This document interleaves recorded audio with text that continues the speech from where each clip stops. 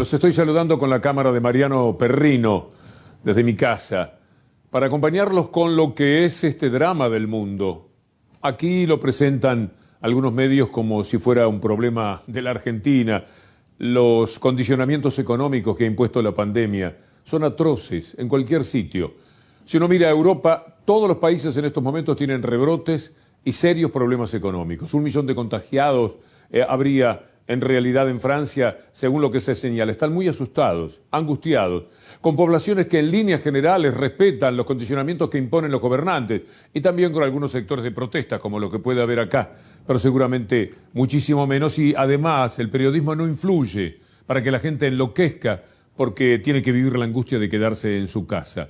Lo que pasa tiene que ver con un condicionamiento demasiado largo también para ellos, como el que han estado viviendo. Y se depende de la responsabilidad de la gente, aquí en Europa o en cualquier parte. Como lo dice Merkel, la canciller alemana, que con claridad señala a su gente que está en manos de los habitantes de Alemania cuidarse del coronavirus. Wir sind nicht machtlos gegen das Virus. Unser Verhalten entscheidet, wie stark und wie schnell es sich ausbreitet. Und das Gebot der Stunde heißt für uns alle, Kontakte reduzieren, viel weniger Menschen treffen. Wenn wir uns alle daran halten, werden wir alle zusammen die gewaltige Herausforderung durch dieses Virus auch bestehen. Todos los países tienen algún tipo de confinamiento, toque de queda en España, en Francia. En España piensan que la situación puede extenderse hasta mayo, es decir, todo el invierno, porque esto es lo que se viene, además, y esa es parte de la angustia, de la preocupación, de la desesperación de los gobernantes y también de los habitantes que seriamente toman el tema del coronavirus. Y además están los condicionamientos económicos que esto impone, como decíamos antes. En España, como se piensa aquí, pero aquí con una gran resistencia del establishment mediático, van a imponer un impuesto a los que más tienen, a los más ricos. Pablo Iglesias, integrante del gobierno, hombre fundamental de la coalición de gobierno en España, lo dice de esta manera. Medidas de justicia fiscal que tienen que garantizar que los que más tienen aporten más y que suponen un primer paso muy importante hacia una reforma profunda de nuestro sistema fiscal que corrige la desventaja de más de 7 puntos en justicia fiscal que arrastramos con respecto a Europa. En este sentido, subimos el impuesto de sociedades para grandes grupos empresariales, limitando las exenciones por dividendos y plusvalías generadas por su participación en sociedades filiales. Subimos 1 punto el impuesto de patrimonio para patrimonios de más de 10 millones de euros. Sobrecoge la debilidad del poder político, no de este gobierno, del poder político en general, de la Argentina frente al poder real, porque eso se permiten incluso hablar de los impuestos a las grandes empresas. Están buscando dinero, es que no se puede más. La gente se les muere de hambre en muchos sectores de España y en todos los países está ocurriendo lo mismo. Las bolsas se han caído a pedazos en esta jornada. Mire lo que son los datos del mundo y aquello donde se apuesta permanentemente en presente y en futuro está sacudido por los peores vaticinios. Existe la sensación de que cada día va a ser peor en función del rebrote del COVID-19. Y esto, que por ahora es un anuncio para algunos países, ya es una certeza. Va a descalabrar por completo. Estamos en la peor crisis. Nada que ver la del 2008, por ejemplo, en el mundo. Y ya está quedando empequeñecida la crisis de 1929-1930, la caída de Wall Street, aquello que pasó con las bolsas. Ahora, poco a poco, cada día tenemos alguna novedad negativa. Y acompáñame por los Estados Unidos. Mire lo que ocurre ahora, 1,5 millones de personas solamente en la ciudad de Nueva York desesperadas buscando dónde comer. Y el invierno que empieza a apretar, cuando más calorías se necesitan, cuando un plato de sopa, un guiso, algo, puede salvar una vida. 1,5 millones de personas, de poco más de 8 millones de habitantes, en Nueva York están desesperadas. No saben qué hacer las autoridades. Corren hacia los comederos, no alcanzan, van hacia otro. Y en todos los casos, lo que uno encuentra es la desolación de personas hambrientas en las calles de la ciudad más poderosa del mundo, allí donde está Wall Street, donde se concentran las más grandes fortunas. Así están viviéndolo. Mientras tanto, aquí nos quieren hacer pensar que es la Argentina, el país del que todos se quieren ir porque estamos tan mal. No tienen en cuenta la pandemia, son crueles. no solamente son mentirosos, no tienen piedad con la gente, porque además de todo lo que les pasa de verdad, les pasa la mentira de decirles que se quieren ir, que se tienen que ir, correrlos de la Argentina ¿hacia dónde? Mire lo que es el mundo, mire lo que es la ciudad más potente que hay, hacia España como está en estos momentos, hacia Italia. No hay a dónde ir, no hay. Jugaron con que la gente se debe ir para Uruguay, 500 personas, 504 personas en 9 meses. Viajaron 27.000 desde el Uruguay para acá y 25.000 de la Argentina para allá. Era mentira, pero todos los días, no le voy a mostrar una vez más la tapa de Clarín, hoy estaba en tapa. La gente que se quiere ir, siempre están con eso y mientras tanto, el gobierno vive dando soluciones. Hoy hablamos con la ministra María Eugenia Bielsa. El procrear es una realidad que va a cambiar la vida de decenas de miles de personas.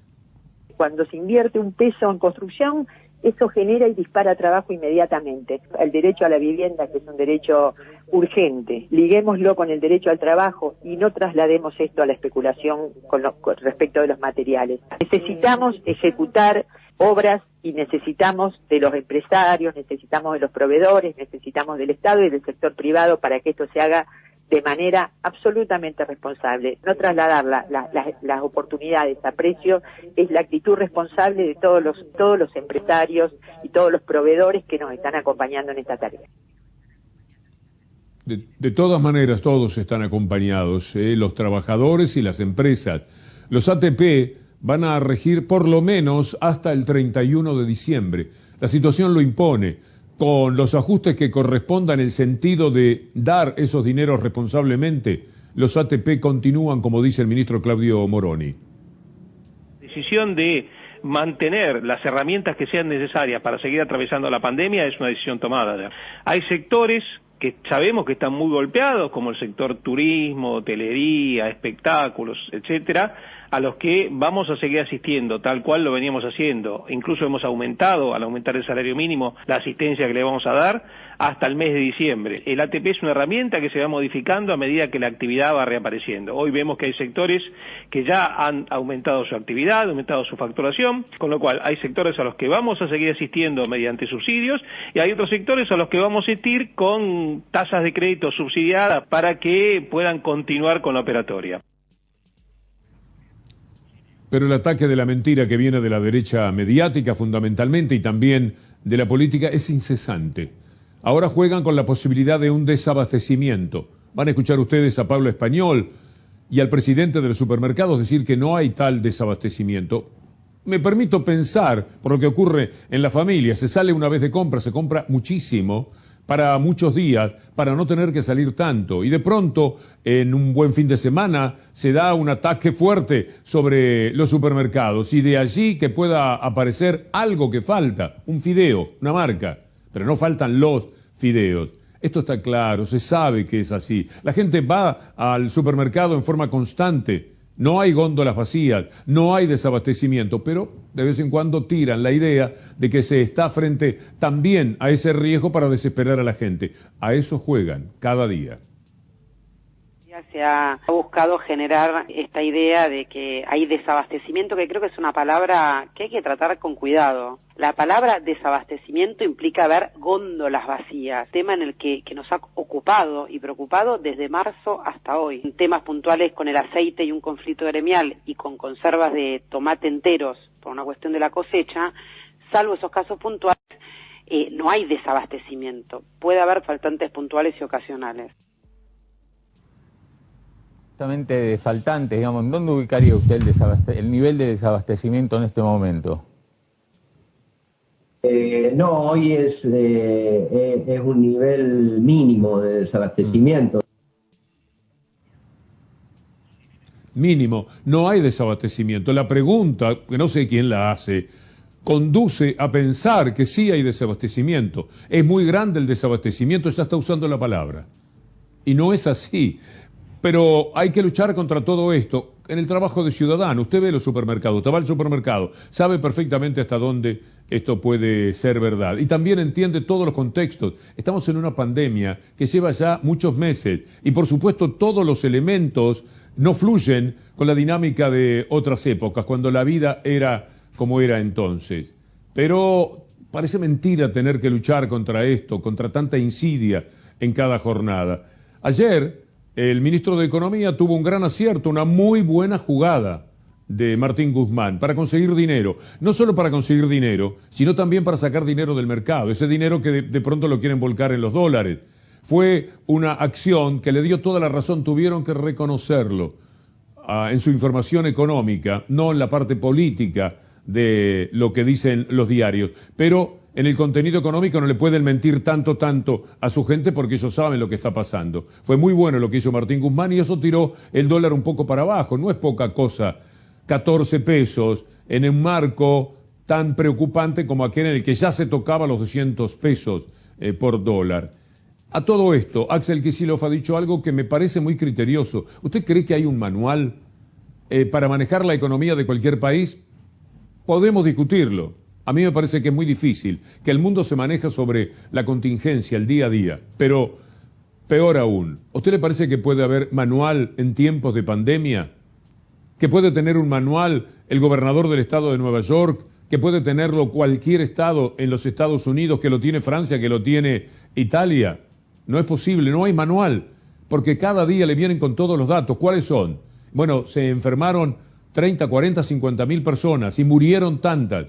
Y dejaron de trabajar tales empresas, tuvieron que cerrar, como hoy otra escuela tuvo que cerrar en la ciudad de Buenos Aires, en la locura aperturista de la ciudad de Buenos Aires, ya van 2 escuelas en ese sentido. Naturalmente que hay que trabajar sobre la marcha, ir pensando en el recorrido, qué es lo que se va a hacer. No hay un plan posible, no hay un manual, lo dice Axel Kicillof. Creo que se están tomando una batería de medidas en todos los planos, todas extraordinarias. Entonces vos me decís, ¿qué medida financiera en este momento o cambiaria hay que tomar? Y bueno, en la misma dirección, sostener, sostener y sostener, y ojalá se pueda hacer con colaboración de sectores que muchas veces son despiadados y buscan su ventaja, aún en los momentos más dramáticos. El papel del gobierno hoy es dar certidumbre, en lo que se puede dar certidumbre, que va a estar tendiéndole una mano a los que más necesitan y allí donde hoy sería imposible sin el Estado.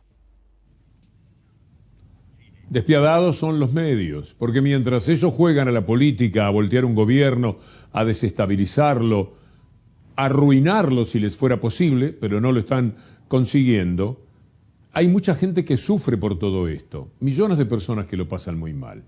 Por eso digo que son impiadosos, además en su locura de codicia, de ambición permanente, de una angurria que nunca tiene fin. Por eso es que, en nombre de esos intereses, es que tratan de envenenar la conducta, el conocimiento que se tiene de la realidad de buena parte del país. Miren lo que pasa con Guernica. Se mezcla Guernica, la ocupación de Guernica, con la presunta ocupación de las tierras de los hermanos varones Echeverre en Entre Ríos, que han hecho cualquier cosa llevándose por delante, como vamos a ver luego, a su hermana Dolores, un episodio desgarrador de las conductas humanas. Pero Victoria Tolosa Paz tuvo que confrontar en toda la sinrazón que hay en quienes manejan de la misma manera Guernica, lo Echeverre, la ocupación, las tierras. Nunca le van a hablar de la ocupación de las tierras atrás del Sheraton o de Costa Salguero, que es una buena noticia, porque además de la cautelar hay una gran movida tratando de evitar que también se robe eso. Alí Baba Rodríguez Larreta con sus 35 votantes de la legislatura. Veamos a Victoria Tolosa Paz en acción. El gobierno y nosotros los medios pusimos foco particularmente en Echeverre, el gobierno tanto. Una funcionaria fue a dormir a la toma. Grabois forma parte de la coalición de ustedes. ¿Me contás cómo se hilvana? Digamos, Grabois dice que es un juicio sumarísimo paralelo. Primero, Luis, quiero decirte una sola cosa. Creo que en el caso Echeverre, claramente, no hay una toma. No podemos confundir Guernica con Echeverre. No es lo mismo. ¿Y qué es? No es lo mismo. Ese es un campo que tiene una subdivisión, evidentemente, en sucesión, entre 2 hermanos que se están disputando públicamente una herencia y que claramente una de las partes de esa herencia decide entrar a su campo, a su propiedad, a su tierra, en una parte indivisa de ese campo, a trabajar la tierra con un conjunto de hombres que lo que llama la atención es que es Juan Grabois, que es abogado, que es el patrocinio letrado de Dolores Echeverre y que elige ella una salida a un conflicto de 11 años con un hermano. Entonces nada tiene que ver, no es lo mismo Guernica. Y lo digo porque he trabajado mucho tiempo en la provincia de Buenos Aires en lo que es obviamente la urbanización de villas de asentamientos y lo complejo que es para el Estado poder resolver algunos de los dramas de la vivienda. Que para el Código Penal tomar la tierra es delito. El motivo... Usurpación, está tipificado, lo dijo el presidente pero de la por eso te digo, la usurpación no es universidad. si hay una pelea de hermanos o si es una No, necesidad social. pero Dolores Es una Echevere usurpación. es la legítima propietaria, tiene- una parte indivisa de un campo. Sí, pero no es igual que tiene la Guernica. posición de esa... Es muy técnico, muy aburrido. No, bueno, me el ocupé juez de no verlo. dice lo mismo, Luis. Pero no tiene... El juez no tiene dice lo mismo. No, yo hablé con el juez Damián Flores, Yo ayer hablé con el juez Damián Flores y reconoció Yo lo que que digo, no hay deslinde, no es lo que mismo. no hay tenencia y que no hay cesión Bueno, de pero, Luis, pongámonos de acuerdo en algo. Si el periodismo no es capaz de poder encontrar esas diferencias, es muy confuso para el ciudadano de a pie que nos pongamos de acuerdo en que la usurpación es un delito y está tipificado en el Código Penal. 1, 2, no es lo mismo Guernica que el caso de Echevere. Estoy No de es lo acuerdo, mismo. estoy de acuerdo. Esa es la confusión que se saca partido para la forma de derecha de la política y de la economía en el mundo. Lo que pasa, por ejemplo, con Facebook es terrible. Nosotros estamos indefensos, yo no sé entrar a mi Twitter, de verdad, me lo manejan. Muchísimas personas de mi generación tienen una mala relación con las tecnologías, pero todos estamos a merced, aún los que conocen esto, de que hagan con nuestra vida lo que se les antoja. Ustedes han visto muchos el dilema de las redes sociales, otros han visto Brexit, otros han visto Cambridge Analytica. Todos esos programas, todas esas películas nos hablan de un mundo que gobierna la mente de millones de personas desde élites que nos dominan. Mire lo que ahora está ocurriendo con Facebook. Nos lo cuenta Adrián Stoppelman, que además de un humorista muy destacado y un gran amigo, es un conocedor de todo esto. Escuchémoslo. El algoritmo es lo que maneja todo. Son esos programas que manejan las redes sociales. Son los programas que manejaron los de Cambridge Analytica para modificar la forma de pensar de la gente y demás. Frente al Senado de Estados Unidos tienen que estar los dueños de Facebook, de Twitter, de Google. Todos tienen que ir a declarar por prácticas monopólicas. Pero Facebook, en medio de este lío, tuvo que mostrar parte de sus algoritmos, cómo funcionan, y públicamente cambió sus algoritmos para que privilegien medios de derecha en los Estados Unidos. Cuando vos hagas una búsqueda, o cuando vos pongas palabras claves, o cuando vos le des me gusta a algo, Facebook va a llevarte más fácilmente a un medio de derecha que a un medio de izquierda. Bien, ¿y esto qué implica? ¿Cómo juega en nuestras vidas? Implica una cuestión de información o desinformación. Implica que los clics que se llevan los medios de la derecha se los sacan a los medios de la izquierda, que pierden plata. Mucha plata. Entonces es una doble maniobra desinformativa y desfinanciadora de los medios de centro y de izquierda. Tremendo lo que está haciendo Facebook. Así te manejan las corporaciones la información mundial. Entonces es Facebook, pero también los medios y las redes sociales locales que están tomadas en un 75% por los sectores adversos a este gobierno, con un 11%, 15% que es neutral, quiere decir que no juega ni para un lado ni para otro. El dominio es abrumador, así que si depende de Facebook, si depende de las redes y ni hablar de los medios de comunicación, la inmensa mayoría tironea para la derecha para decir, por ejemplo, a Nisman lo mataron, cuando Nisman se suicidó. Y a Nisman lo mataron. Nunca se sabrá quién porque no hay un solo elemento que permita pensar que lo mataron. Encontraron al ciudadano Lagomarsino que había dado a pedido de Nisman el arma que Nisman usó para suicidarse. Y dicen que por haber dado esa arma a la víctima, él es culpable del asesinato que se cometió presuntamente dicho por ellos. Toda una locura. Solamente en la Argentina puede ocurrir esto hoy día. De verdad que no tiene parangón en el mundo. Estoy contando esto porque a Lagomarsino por lo menos le sacaron la tobillera. Hace unos días, ¿se acuerda? Hablábamos, ¿por qué no van a juicio oral en el tema de la muerte de Nisman? Porque lo pierden, porque no tienen nada para decir, porque cuando citen a los testigos para presentar pruebas, empiecen a interrogar, no hay nada. de veras que no tienen una palabra para decir a favor de que esto fue un crimen. Entonces, ahora Ercolini, que mostró tener un cochito de corazón en tanto servilismo como el que hace gala siempre, dijo, por lo menos saquémosle la tobillera. O sea, que lejos del juicio oral se va reconociendo que ya es una barbaridad lo que están cometiendo con Lagomarsino, que nos decía esto hoy por la mañana.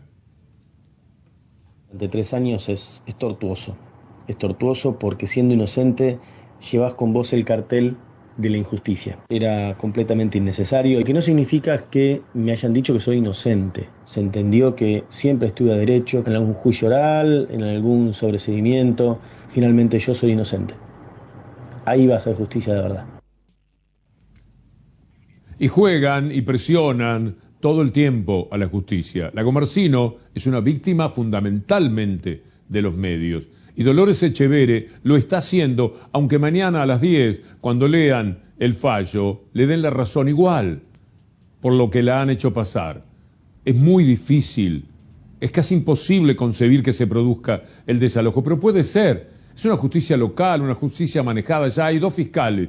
¿Qué van a decir? ¿Dónde viven? ¿Con quién conviven? ¿A quién se deben? ¿Dónde están sus relaciones y su pertenencia? Es un caso parecido al de Vicentín. De todas maneras van a querer jugar para el local. 2 fiscales están diciendo que sí al desalojo. Vamos a ver finalmente qué se decide por parte de la justicia, que está compuesta por fiscales, por jueces, etcétera, querellantes y demás. Hay que esperar hasta mañana. Pero mientras tanto, ha sido de horror lo que le tocó vivir a Dolores, porque quiso hacer valer el derecho que nadie le niega. Porque nadie dice que ella es una usurpadora de su campo. Al campo que entiende que le corresponde, llevó a sus invitados y les dijo, esto que es mío, ahora es de ustedes, para que lleven adelante un lindo proyecto, el proyecto Artigas. Vamos a ver qué sucede ahora. Pedro Peretti, que es un conocedor extraordinario, hombre de la Federación Agraria de toda la vida, conoce a la gente de campo, a este tipo, porque no son todos iguales, No todos los gauchos son provocadores, mandones, se llevan por delante cualquiera, son guarangos con una periodista como lo han sido con nuestra cronista. No todos insultan a quien se les antoja mientras la policía los mira y les parece encantador. No son todos así, de ninguna manera. Pero los que son así están del lado de Echeverre, están de ese lado del mundo y de la opinión y se portan como dice Pedro Peretti. Poner una cuestión de índole privada como esta, en donde 3 hermanos varones le quieren mexicanear la herencia a una hermana mujer y transformarla en un hecho político, tiene que ver con todo. Y hay una trazabilidad en todo esto, Son las mismas personas que después tienen vinculaciones con los grupos que especulan contra el dólar, que te hacen la movida de protesta, que están en un lado, que te generan que se embanderan defendiendo a otros mafiosos como Vicentín. Fíjense en que hay una trazabilidad en todas esas medidas y todas tienen un solo objetivo: tratar de desestabilizar al gobierno de Alberto Fernández antes de las elecciones legislativas del año que viene. Uno de esos 3 gloriosos varones de los Echeverre no paga la cuestión alimentaria de sus hijos. Tiene un juicio de la mujer madre de sus hijos y no quiere pagar. De esta manera se comportará Echeverre, el conocido, el presidente de la Sociedad Rural. Ya no es necesario hacer un currículum, un prontuario podríamos hacer, de lo que es su vida, estafando a su hermana, robando a la Sociedad Rural aquellos 500.000 pesos que después tuvo que devolver, una payasada interminable, teniendo trabajadores en negro, viviendo de una manera miserable dentro de su campo, lo que se denunció y se probó fehacientemente en su momento. Ese es Echeverre, esos son los Echeverre varones. Como bien dijo Pedro Peretti, 3 varones llevándose por delante a su hermana mujer Dolores. Dije mujer. Y entonces aparece Mujeres en Red, una red de extraordinarias personalidades femeninas de la Argentina que tienen para decir esto a propósito de lo que padece Dolores Echeverre. Dolores es para Mujeres en Red una portadora del emblema emancipatorio de los feminismos que aran en tierra fértil, trasuntan la vocación de poder ser, de estar vivas, de poder existir como personas en igualdad de derechos.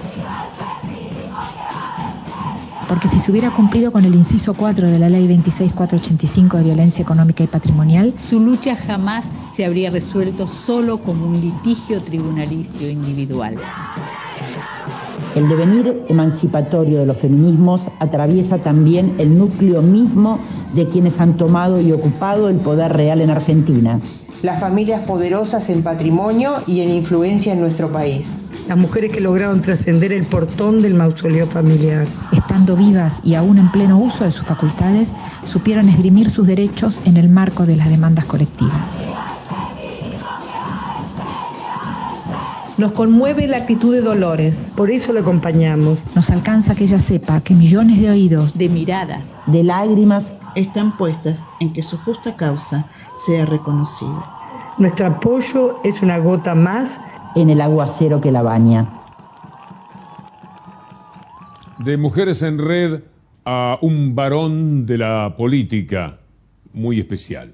Pichetto vio que había algunos pobres que estaban siendo acechados por los ricos y dijo, esta es la mía, con lo que odia a los pobres, el hombre que ha querido dinamitar las villas, el que habla de la oscuridad del conurbano, el que dice son planeros, son choriplaneros, son cualquier cosa, con todo ese desprecio, se armó de eso, lo cargó como un cazador que se pone al hombro el rifle y salió.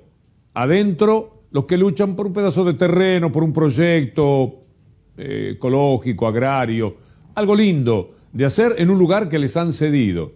Pero los ricachones de alrededor, socios intelectuales de los Etcheverry, rodean el campo y no permiten salir, entrar, hacen lo que se les antoja, se llevan todo por delante. ¿Qué mejor lugar había para Pichetto? Ir también del lado de los ricachones y donde hay un arma para tirarle a esta gente. Matemos a los pobres. Es una especie de designio de Pichetto. Así que miren quién llegó a Entre Ríos. Por esta actividad ilegal, ilícita de usurpaciones de tierra, que pone a la Argentina en el mundo de una manera totalmente afectando los intereses argentinos. ¿Quién va a venir a invertir a la Argentina si no se respeta la propiedad privada, si no hay garantías de que los propietarios de los campos puedan producir y que no haya riesgo de violencia y de ocupaciones? Pichetto estuvo en TN y allí hubo una versión de Pichetto casi extraña porque el hombre sirve a esos poderosos, pero de vez en cuando tiene ataques de amor propio. Le pedían demasiado los de TN. TN que estaba invitando gente, Carrió, Pichetto, imagínense a quiénes, para que hablaran contra la carta de Cristina Fernández de Kirchner. El esfuerzo de una estadista por llamar a algo que es indispensable que podamos hacer, un pacto social, una lucha de todos los sectores comprometidos con un poco de felicidad para la Argentina y no que se la queden solamente los que mucho tienen. A esa carta había que destrozarla. Entonces empiezan con sus invitados y lo llaman a Pichetto. Y a Pichetto algo le molestó, pero sirvió para mostrar a qué se juega desde los medios mafiosos del grupo Clarín. No podían tolerar que Pichetto tuviera elogios para esa carta de Cristina Fernández de Kirchner. A mí me parece una carta realmente importante en términos de asumir la problemática de la economía argentina. Habla de que el problema del dólar no tiene solución y que es importante un acuerdo con las fuerzas políticas, económicas y sociales y mediáticas.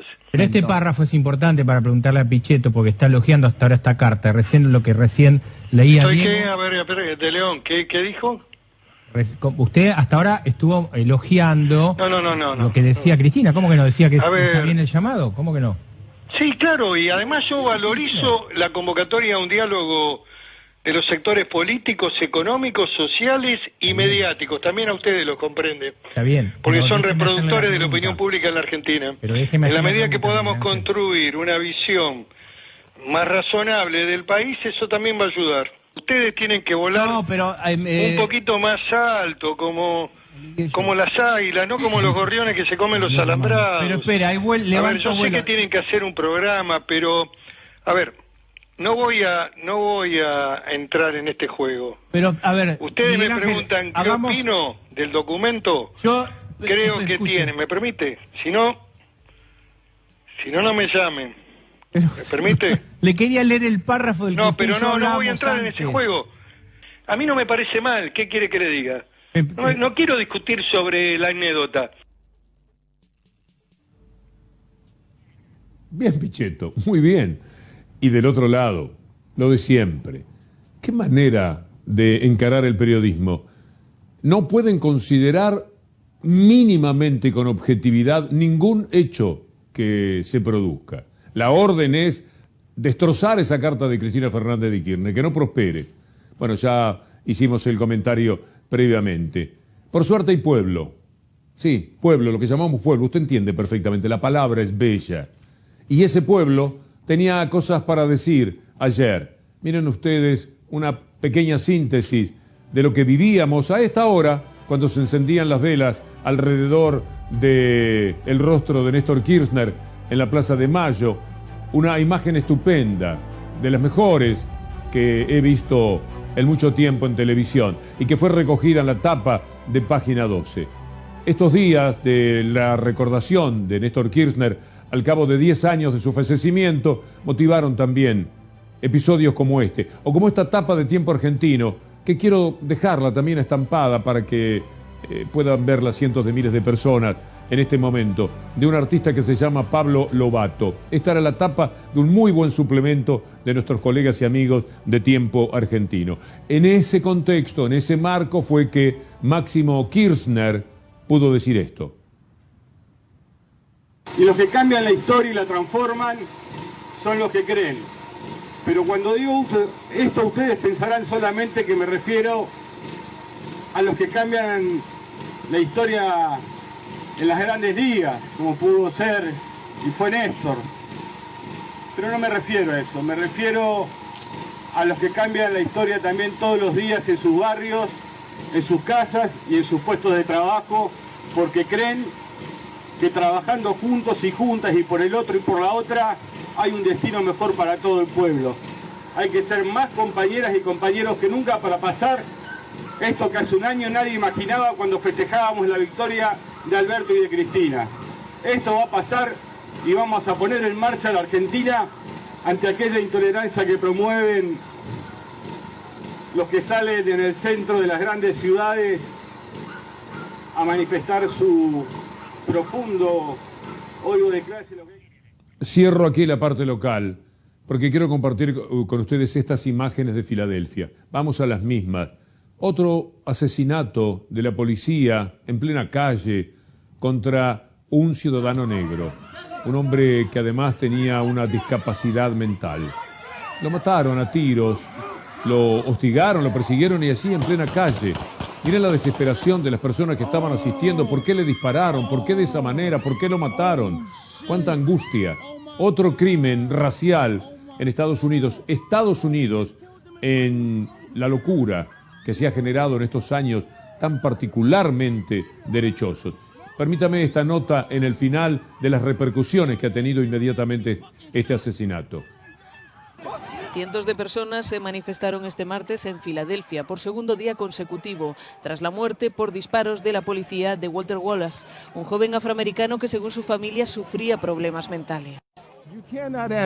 No puedes pedirme que como hombre mayor hable con los jóvenes y les diga que hay otra manera de hacer las cosas, dice este manifestante. ¿Cómo puedo decirle a un joven que no haga esto o aquello cuando todo lo que escucha es bam, bam, bam? Los dejamos con Pablo Dugan y de inmediato Gustavo Silvestre. Nosotros nos reencontramos mañana si Dios quiere. Muchas gracias.